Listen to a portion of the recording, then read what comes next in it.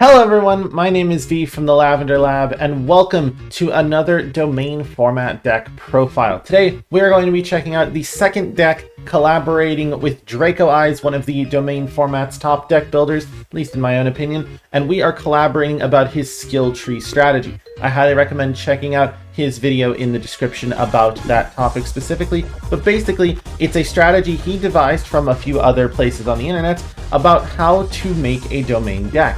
Which, if you don't know what a domain deck is, basically it's singleton 60 card format. You have 3 opponents instead of just 1, and your cards, your monsters, can only be the type, attribute, and listed types and attributes and archetypes of your deck master.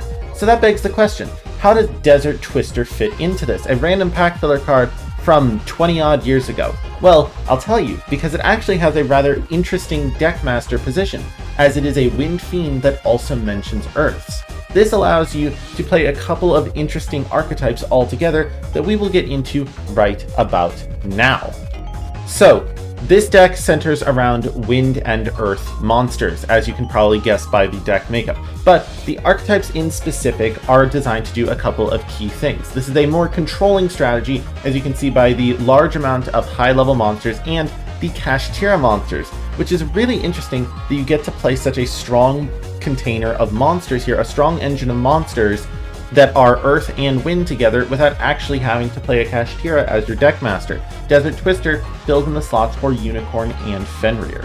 Along with these Kashtiras, we actually have the Simorgh cards, which, if you don't know much about Simorghs, if your opponent controls no cards in their spell and trap zone, you can special summon them in defense position but banish them when they leave the field. That makes them really easy to work with, especially in Xyz type strategies, where they go back to the graveyard if they were material under an Xyz monster.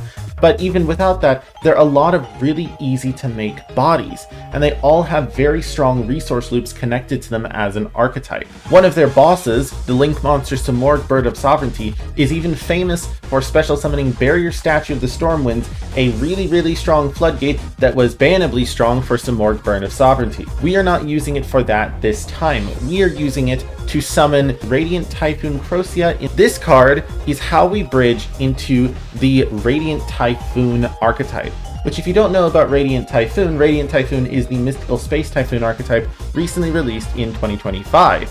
So you can see here that when it's normal or special summon, you can add a Radiant Typhoon card, except itself, or a Mystical Space Typhoon from your deck and or graveyard to your hand. You can add both, actually, if you're playing them, which of course we are. Now, having Mystical Space Typhoon in rotation means that most of your Magnificestorming Radiant Typhoon cards are online, and so you can use that as a way to bridge into an impressive rank 3 spam strategy that can also be used to make a lot of your Link monsters like Win the Wind Charmer Verdant. This lends itself to a very slow controlling strategy, and when you start looking at the spell lineup, it's not hard to see what the actual game plan is, because under the hood of all of that control is setting up for a massive blowout game ender.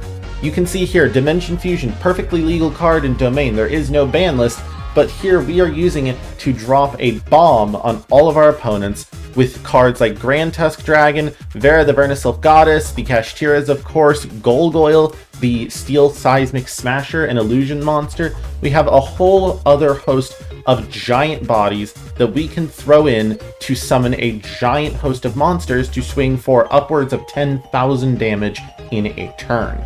You can see we have cards like Trapholic, we have Return from the Different Dimension, which is very similar to Dimension Fusion. Back to the Front is a way to easily revive any of these big monsters, and what we can take advantage of is the fact that all of these big monsters have no summoning restrictions. So despite the fact that we aren't playing something like Vernisylphs to summon them easily from our graveyard at a whim, we can still summon them back turn after turn using different revival spells.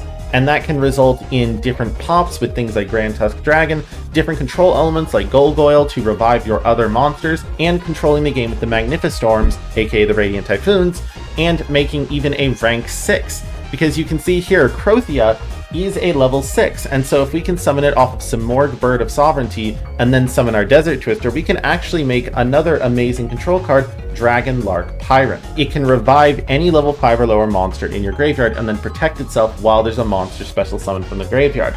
That's a big piece of this deck, so it's almost always going to be protected, and you can use that to loop a lot of your smaller monsters. You can see our generic spells have ways of getting these monsters into the graveyard. We have things like Hand Destruction and Forbidden Droplet, which are ways to get into our powerful spell cards and trap cards, while also either negating or just to be able to send things to the graveyard. Forbidden Droplet especially is very good at this because it can stop an opponent and play as a battle trick at a whim.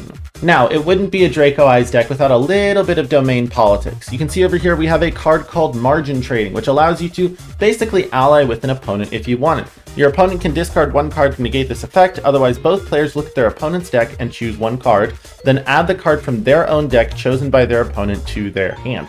Basically, you both pick a card to add to your opponent's hand from their deck, which can be really good, but can be really bad depending on how they feel like treating you. We have cards like Last Will, which can get into our smaller monsters like the Radiant Typhoons, but other than that, it's a very simple deck. We have a bunch of semi-generic Link monsters, Saryuja Skulldread, Blackluster Soldier, Soldier of Chaos for another big beat stick that can protect itself. Now, of course, the big payoff with playing all of these Link monsters is getting to summon them with number 42 Galaxy Tomahawk. This is another way we can drop a giant bomb on the board very quickly.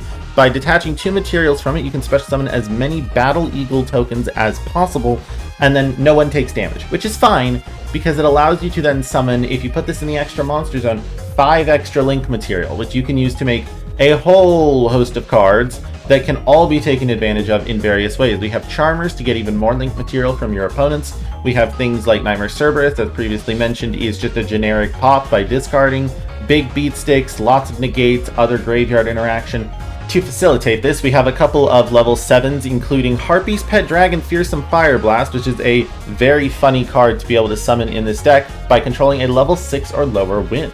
We also have Tempest, Dragon Ruler of Storms, which can help set up a lot of our wind banishes, as can Redox with Earths, to summon back with Dimension Fusion or Return from the Different Dimension. The thing I love about this deck especially is being able to take advantage of a very not often associated pair of types. You see Fire and Water get their competition, you see Dark and Light, but Earth and Wind are always kind of left to the fray.